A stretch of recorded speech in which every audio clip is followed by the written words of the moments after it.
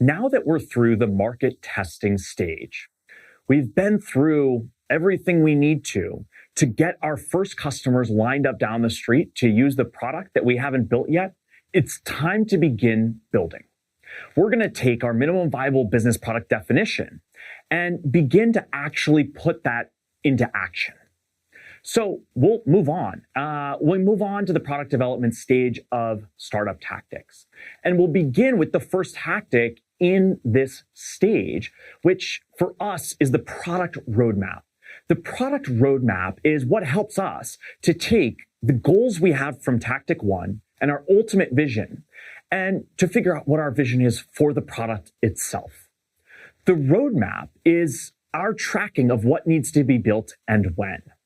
This should align with our product plan, which looks at the different features and functionalities we'll build out as we expand into additional markets beyond just our beachhead market. Here, thinking about building the first version of our product roadmap, we are going to begin with something that is high level and directional. It's iterative. It's constantly changing based on what we learn as we conduct our user testing. We'll talk about that shortly.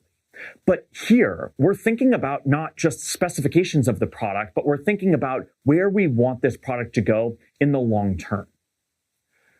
Oftentimes, people sit down and begin to build their product roadmap, thinking about specific functionalities and features that they're going to build on a very specific, concrete, well-defined timeline. And I would encourage you to think not about the specific timelines, because especially at this early stage of your venture, everything is going to change. And I don't want you to overbuild as a result.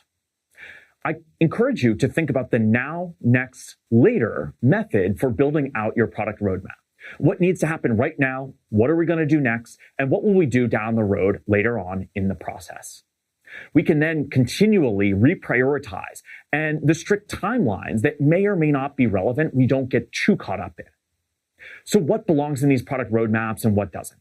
The individual features, the specifications, the bug tracking, that doesn't necessarily belong in your product roadmap. Those are things that we want you to track, absolutely. But here we're trying to build our product strategy and make that come to life in a living document that's continuing to change. I want you to take your product roadmap and make sure that it ties back to the organization level goals that you defined in the first tactic, back in our foundations. But this product roadmap here will help us as we move through the rest of the product development stage, looking at product design, user testing, and ultimately engineering.